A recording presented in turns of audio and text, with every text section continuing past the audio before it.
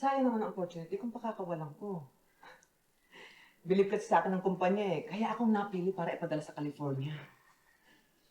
Kung tatanggi naman ako, para ko nang sinabing hindi ko kaya. Mami, magkakahiwalay na naman tayo. Hindi mo pa kami mamimiss? Mamimiss naman siyempre iyan. Kaya lamang, ang lahat ng bagay dito, siyempre may kapalit. Kung pag-iiralin natin ang ating pagiging sentimental, marami rin magagandang bagay mawawala sa atin. Hindi ba? Total naman isang taon lang. Tapos yun naman na yun, di ba? Yung mga halaman mo, hindi mo ba dadali sa California? Mukhang mas mahalaga pa yata yung halaman mo kaysa sa amin ng anak mo Ito naman, pati ba ng mga halaman ko, pinagseselosan pa. Dalaga na tong anak natin. Sige, basta pag-alis ko, sikasuhin yung daddy mo, ha? Pero huwag mo nang pababayaan mga halaman ko.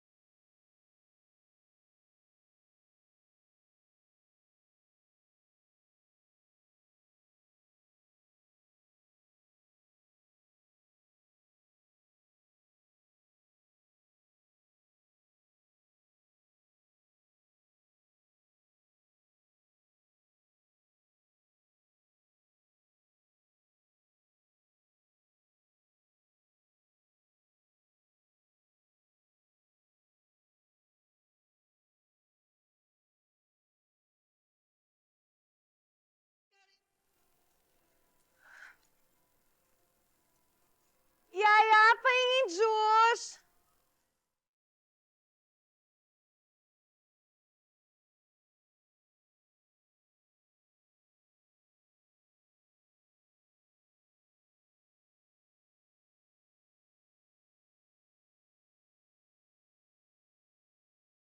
Ano ginagawa mo dyan? Di mo man nakita, nagtanim ako ng halaman. Alam ko nagtatanim ka ng halaman. Ang gusto kong malaman, sino ka at bakit pinakikialaman mo yan? Ba't ka nakangiti dyan? Sagutin mo yung tanong ko! Daddy! Daddy! Ami, bakit? Sino yan? Siya si Yoyong, yung bago hardinero natin. Yoyong, Ma'am Ami mo ha. Hello, Ma'am Amy. He! One of the major functions of intellectuals is to attack, defend, or modify these ideologies. The intellectual is defined in this sense as one who spends at least a portion of his life in analyzing different ideologies.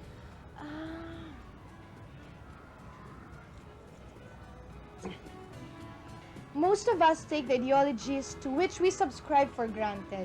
We accept whatever we have been taught in the family, school, and church, and simply try to work out the details.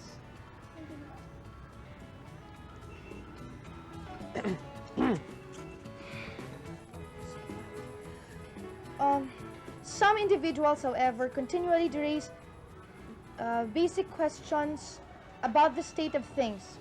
These individuals are not necessarily any better educated or any more intelligent than the rest of us. They simply have a different focus of interest. Most of the people in any occupation probably take the basic ideologies of their lives for granted. But one would find a larger number of questioning intellectuals in such occupations as journalism, law, the clergy, and teaching.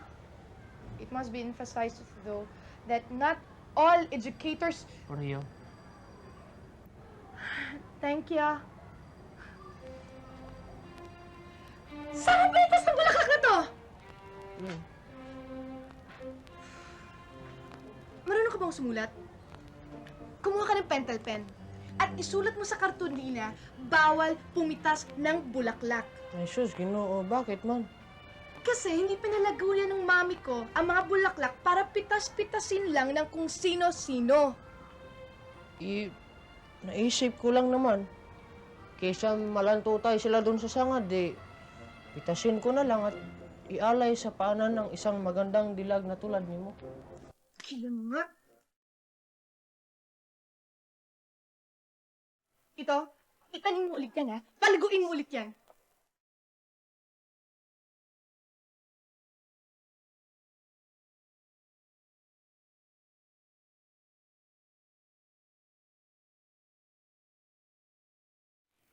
Nasaan na ba yun, Ami? No! Hey, nako, Ami. Basta ako, ang alam ko, may pag-ibig na nagsisimula sa pagkainis mo, di ba? Oo nga. At alam mo ba, Ami, sabi nila, kung matindi raw ang pagkainis, mas matindi daw ang pag-ibig na titimbukling sa iyong dibdib. Ay, nakakatawa ko! Tumigil kayong dalawa, nakakainis na. Nainis ako sa ka-antipatikong hardinero na yun. Kunwari ka pa. Dahil meron akong Basta. dapat ikainis. Nako. It's true! Ba't naman ka mainis sa kanya na walang dahilan, ano? Nainis ako sa kanya. Hindi naman. Blooming na blooming. In love na in love. Nasaan ba siya?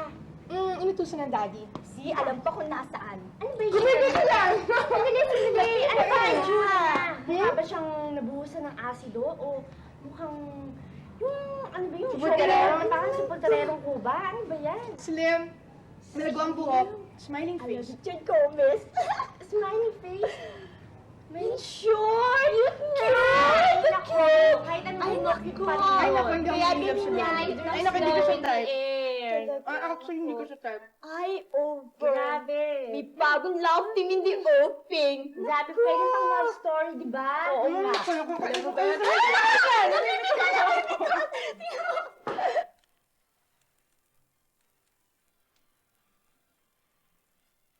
Have I told you, Nani, that I love you? Have I told you there's no one else above you? Yes, my Nani. You fill my heart with gladness, take away all my sadness. Ease my troubles, that's what you do. There's a love that's divine, and it's yours and it's mine. Yoyong?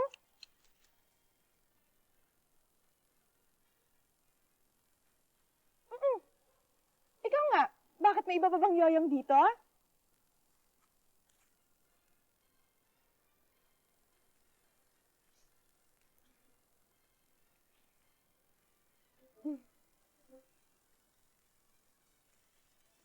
Yes, ma'am. Anong ginagawa mo doon? Ginugupitan ko yung damo, ma'am. Kumuha ka ng isang balde ng tubig at kutsara at diligan mo ang mga halaman natin. Ma'am, kutsara ang gamitin kong pangdilig ng halaman.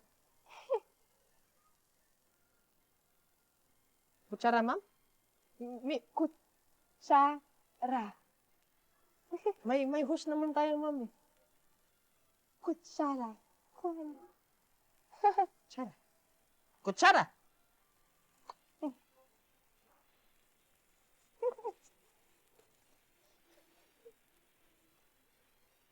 Have I told you lately that I love you, my nanny? Have I told you there's no one else above you? You fill my heart with gladness. Ma'am, ito na, oh. Kutsarita? Yes, ma'am. Ba't yung kinuha mo alit-lit niyan? Ma'am naman, pag sandok ang kinuha ko, sabihin nyo, minamadali ko yung trabaho ko. Kaya kutsarita na lang. Naiinis ka talaga, no? Pwes, gamitin mo, pinili mo yung kutsarita, yan ang gamitin mo sa pandidilig. Sige. Yes, ma'am. Have I told you lately that I love you, my nanny? You fill my heart with gladness. Take away all my sadness. It's my troubles, that's what you do. Oh, my nanny. In the morning sun, in morning glory. Reach the day with hope and comfort room. Fill my heart with gladness. Take away all my sadness. It's my troubles, that's what you do. Oops. Sir, diniligan ko po yung mga halaman ng kutsarita, sir. Bakit? Sir, sabi po ni Man Amy. Ami! Daddy!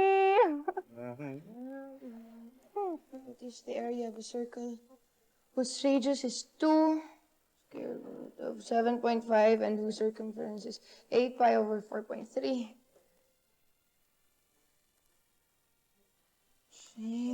Mali.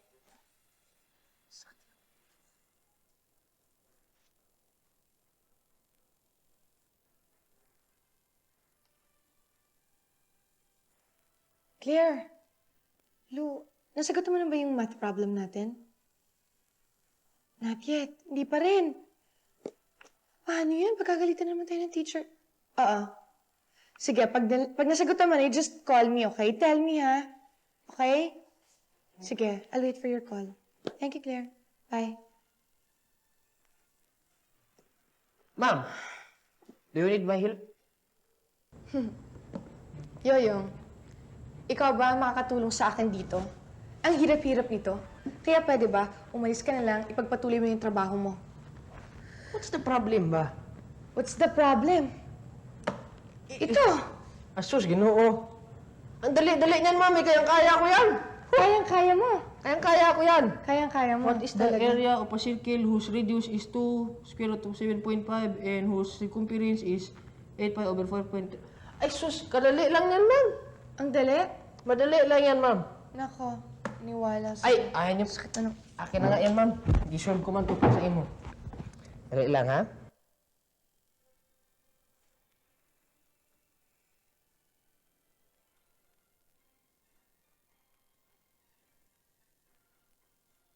Oh, ayan, ma'am. Sigurado na yan. Nako, tama naman kaya yung solution mo. Tama yan, ma'am. Sus, sisiw lang yan, eh. Kadali-dali niyan, no? Anong sisiw? Subok ko na yan. Ewan ko Tama. siya. Hindi tama. Nakakainis. Tama yan, ma'am. Ay, sige ko, ayaw di. Yung! Teka. Sorry, meron pa kasi isang problem eh. Paki-answer na rin Simplify the equation. Madali lang yan. Sige na. Tulungan ko naman ako. Cube root of 24 times 6.5 pi over square root of 0.09 times 3 squared over 2. Madali lang to. Bisiw lang to. Sus, Ginoo, pinaproblema ba yan? Huh.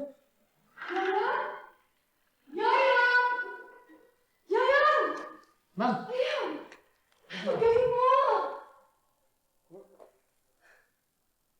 Wala naman ako sakit, ma'am. Hindi! Ang ibig mo sabihin yung itinuro mo sa akin kagabi. Tama lahat yun na very good ako. Tinood ba? Galing ka palang sumamba, no? Samba raw. Eh naman talaga ang totoo, ma'am. Sumamba lang yun.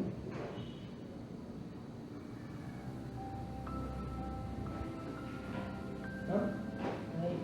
May dumi pa ako sa mapa. Siguro nga, samba lang. Alam mo naman kasi, marami kang alam. Matalino ka. Ordinero ka lang. Sige, pagpatuloy mo yung pagdidilig mo. Mismo?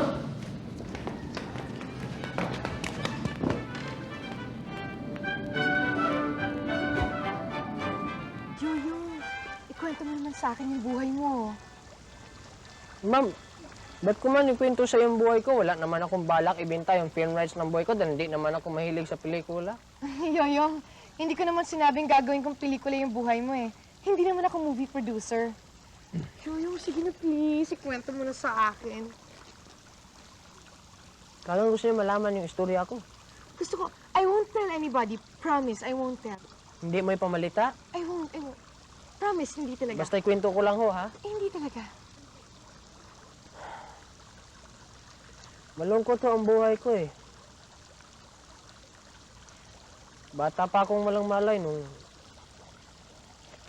Mabundol ng bus na biyaheng Bicol yung di umano'y aking ulirang ama. Wala namang kaalam-alam yung di umano'y aking ulirang ina. Dun sa walang kasing lupit na kamatayang inabot ng aking ama. 5 ho kami magkakapatid eh. Pero Ano? Pero para ho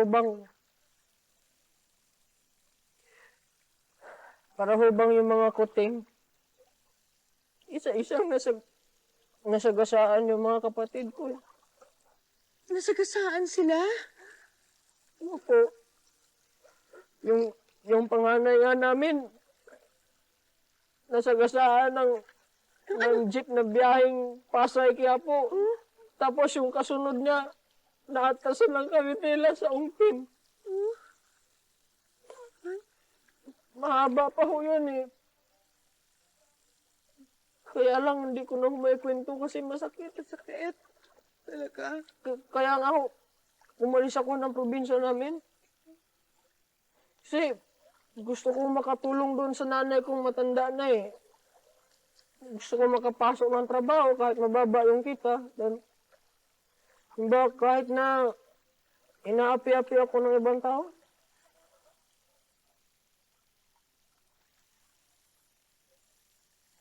Napakabait niyang anak. Napakalungkot naman ang kanyang buhay. Sayang. Hindi siya nakapagtapos ng kanyang pag-aaral. Alam niyo, matalino siya. Lahat na ang assignments na very good ng mga teachers na super higpit natin, siyang may gawa. And to think, tingin ko sa kanya noon, antipatiko. Pero nagkamali ako. Ibig mo sabihin, secretly in love ka na sa kanya? Dati kinaiinisan ko siya. Gayong wala naman siyang ginagawang masama sa akin. Nagtatrabaho lang siya para makatulong sa kanyang ina. Kawawa naman pala talaga si Yongyong. Hindi Yongyong. Yoyong.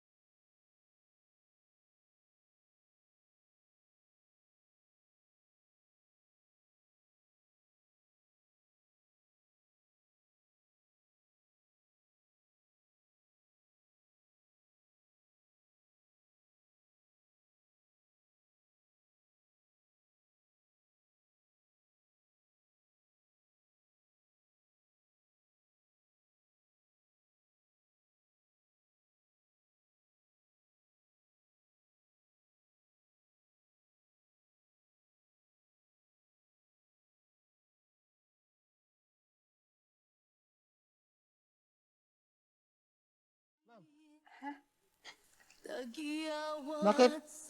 Ba't dyan kayo nakaupo? Ang dami-daming silya doon, oh. Pero alam mo, ma'am, maganda. Kasi, katulad yan nung kuha ng nanay ko. Nakaupo siya sa damuhan, tapos may hawak din siyang bulaklak. Ang ganda-ganda nun. At sino naman nagsabi sa'yo na ginagaya ko ang post ng nanay mo? Nagdapa na nga ako dito eh, dahil kung saan-saan nakakalat yung host mo. Eh kung nabagok yung ulo ko dyan, ano mangyayari sa akin? Di maaga mawala ng baby ang daddy ko? Okay lang sana kung ikaw mabagot dyan eh. Nope, kailan. Okay lang sa akin. Paano naman kayo hindi madadapa? Umimitas lang kayo ng bulaklak, paikot-ikot pa kayo, pasipul-sipul pa kayo para kay si Maria makiling kayo kuna ng shooting. Ah, ganon. At sino namang testigo nakakita sa akin na paikot-ikot ako habang namimitas ako ng bulaklak? Ako, nakita ko sa sulok ng mapupungay kong mga mata. Ah, ganon. Nakikita mo na pala ako? Tapos nagpibratan ka na hindi mo ako napapansin. Nagpapaganda pa naman ako. Tingnan mo, hindi mo ako mapapansin. Ganda ka ng damit ko. Yung makeup ko, nakaayos ako. Tapos kakaisayo ko na sa'yo. Ah!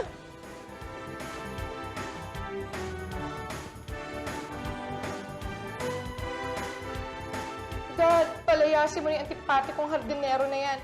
Mapapanganib yung kaisa-isa kong buhay eh. Pero ba naman, nakakalat yung host, Dad. Tapos formal ako namimitas ng bulaklak. Tapos pinagbibintangan niya ako para raw ako si Mariang Makiling na nagpapa-charming sa kanya. Huh, Dad, ano ba siya? Feeling niya siya si Tom Cruise. Eh, hindi ko naman siya type. Akala siguro napaka-pogi niya. Hindi naman. Eh, ako pa, Dad, napakapihikan ko sa mga lalaki. Dad, kailan mo siya sesarmonan? Bukas na. Dad, habaan mo ha. Eh kasi he has to know his lessons well. Ano ito? Yan ang isasermon mo sa kanya. Basahin mo, Dad.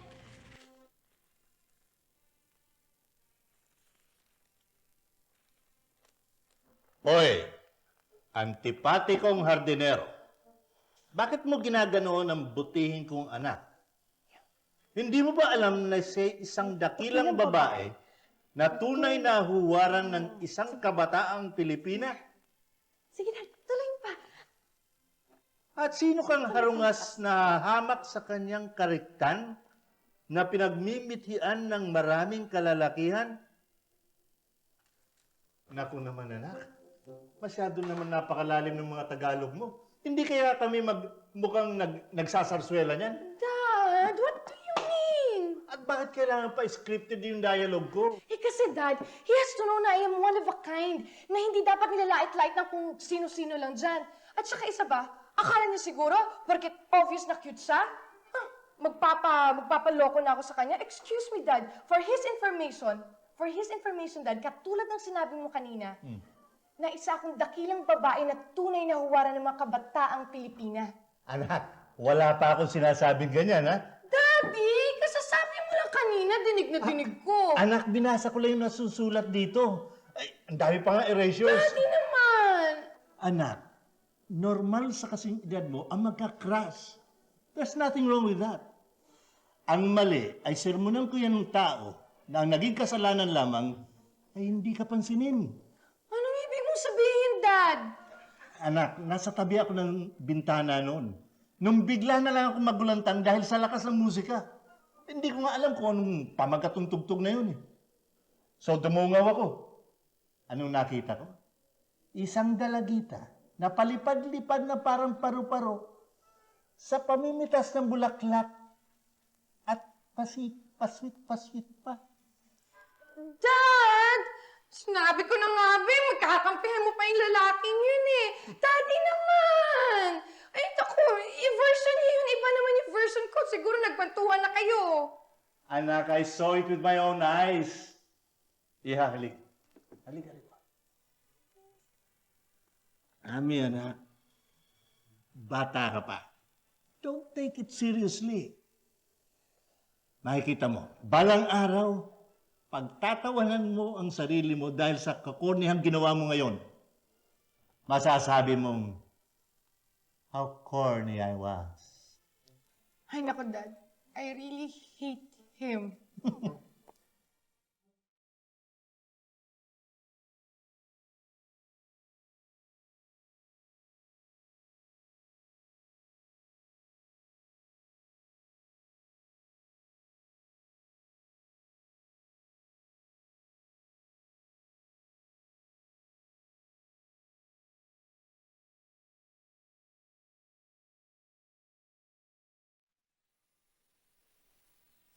Yaya,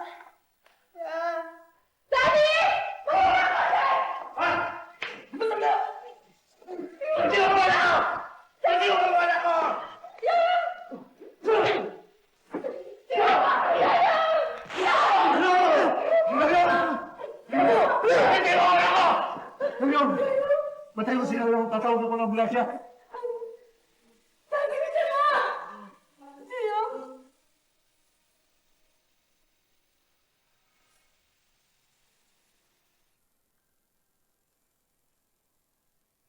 Yoyo? Yoyo?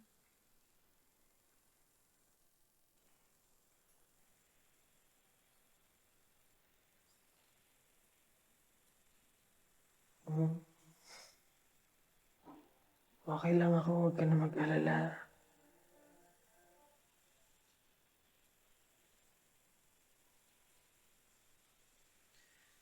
I'm sorry. Huwag ka magsusuri. Wala ka namang kasalanan eh.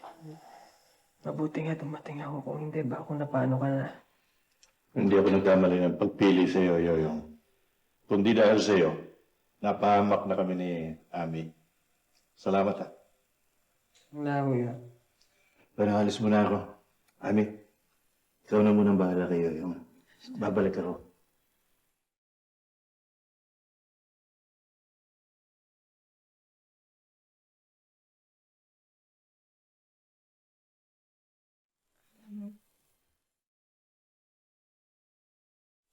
Siguro kung may nangyari sa'yo, iiyak ako ng iiyak. Kasi kung hindi ka nasaksak, hindi ko marirealize na tunay ka palang kaibigan.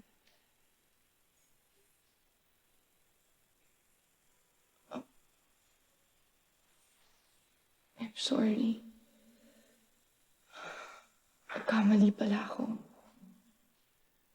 Ipinaing mo yung buhay mo para sa akin. Salamat, Yoyong.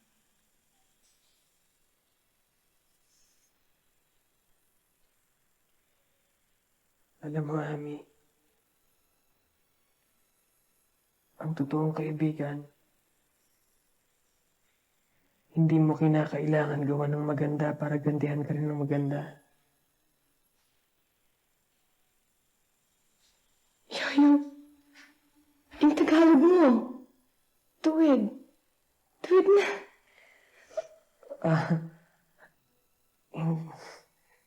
Hindi ko sana sasabihin sa'yo kagad eh.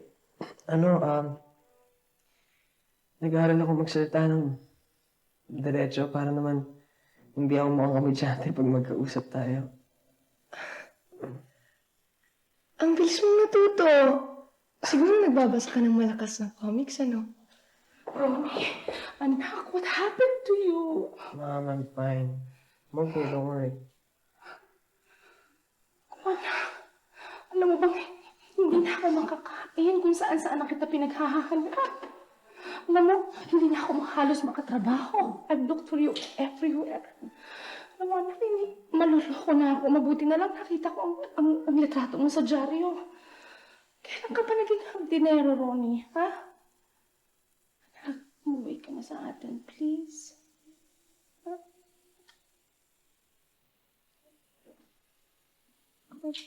Sino ba ito, iho? Ito ba yung dalagitang sinasabi sa dyaryo na pinagtanggol mo?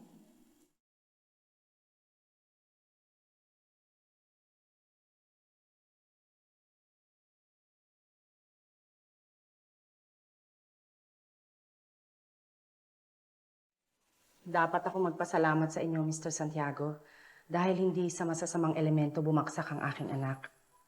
At napag-isip-isip ko na yung sumaksak kay Ronnie, siguro ginawang dahilan na rin ng Diyos para magkita kami muling mag-ina.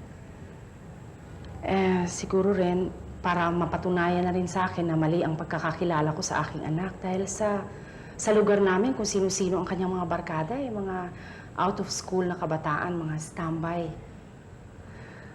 Ay, alam niyo ba, si Ronnie ang kaisa-isa kong takapagmana. Kaya madalas kong sabihin sa kanya, abay, pag-aralan mo na ang ating mga negosyo, mga pasikot-sikot sa negosyo. Pero ewan ko nga ba kung ano-ano inaatupag. mga kaibigan niya, kung sino-sino, mga kabarkada. Ewan ko, alam niyo ba si Ronnie, ang mga lumang mga damit ay pinamimigay sa mga katulong namin, sa kanyang mga kaibigang mga tricycle driver. So, Kahit naman dito, pinakikita niya yung mga magandang traits niya. Pasensyoso, palangiti, mabait, at matalino, ha?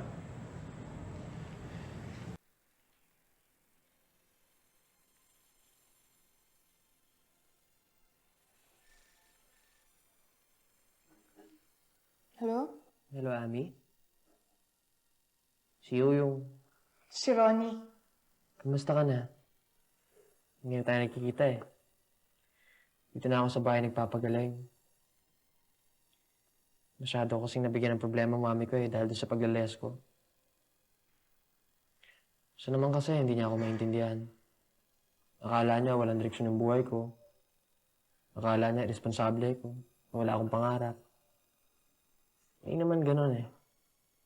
Gusto ko lang naman i-share yung magandang buhay na naihanda niya para sa akin dun sa mga tao na nangangailangan talaga. Dun sa mga kapuspalad. Pero, nagkakaintindihan naman na kami yun eh. Yun ang importante. Naiintindihan niya yung mga dahilan ko. Naiintindihan ko na yung mga pinangaral niya sa akin noon.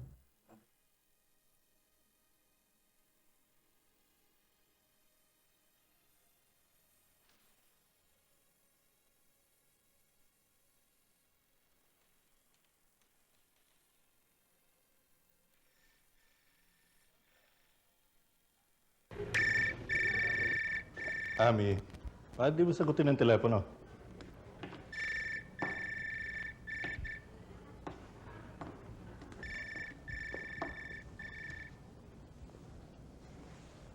Hello? Sir, Hi, Yoyong. pwede pong makausap si Ami? Sandali.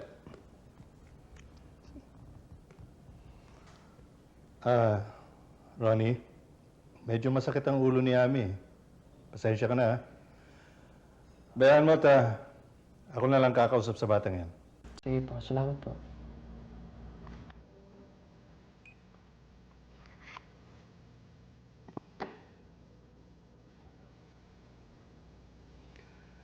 Ami,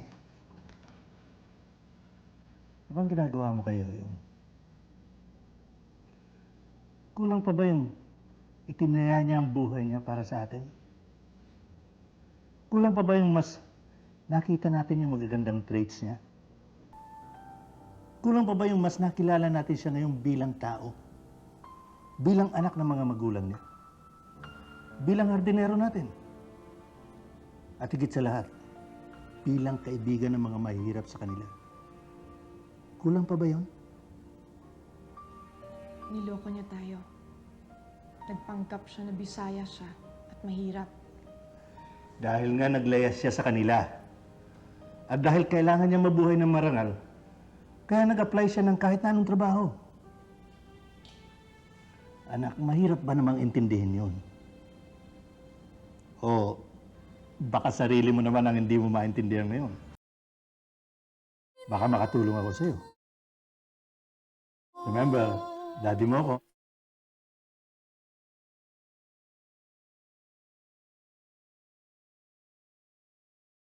Nalalanta na ang mga halaman na iniwan ng yoyong na yun. Kung talagang mahal niya ako, eh bakit hindi siya tumawag uli? At ito ng mga bulaklak na to. Nalalanta na, nakakainis. Kaya tuloy, akong gumaganap ng tungkulin niya ngayon. Ito yung mga dahon na hinahawak-hawakan niya noon. Inaalagaan niya. Siguro, nalulungkot kayo, ano? Dahil wala na siya. Pero teka, ba't naman kayo malulungkot? Porket wala na siya? Basta ako. Pag hindi siya tumawag sa bahay, mas lalo namang hindi ko siya tatawagan. Never, never, never. Oops.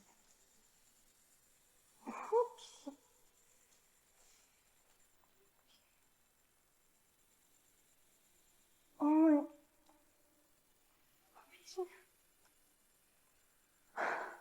Yoyong o Ronnie, ano man ang pangalan mo, ha?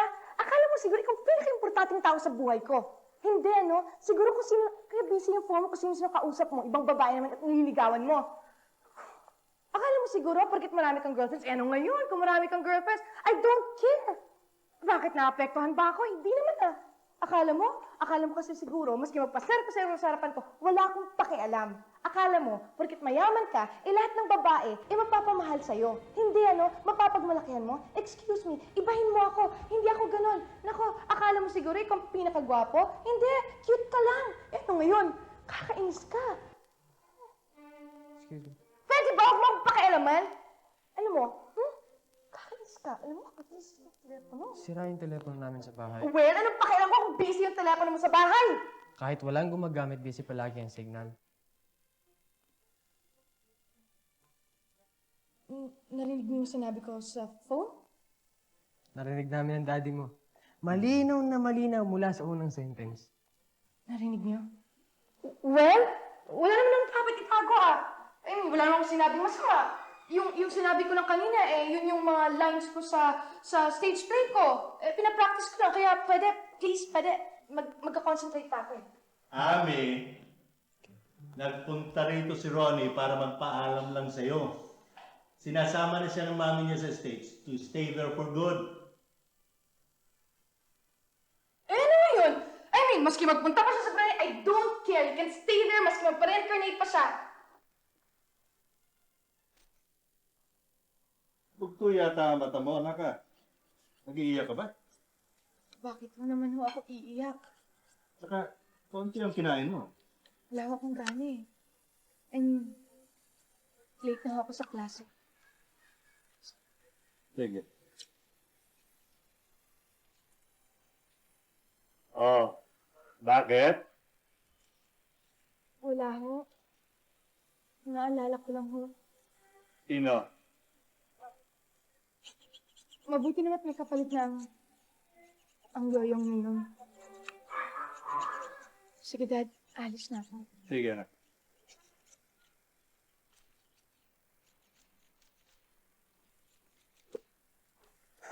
Ma'am, ingat kayo sa labas ha. Maraming maloko doon eh.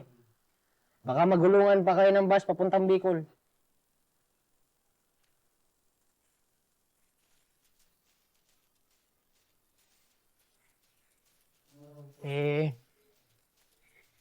Napanigipan ko kasi nangangaluntoy na yung mga bulaklak niyo eh. Kaya bumalik ako para alagaan. Yun naman eh, kung kailangan yun ng hardinero.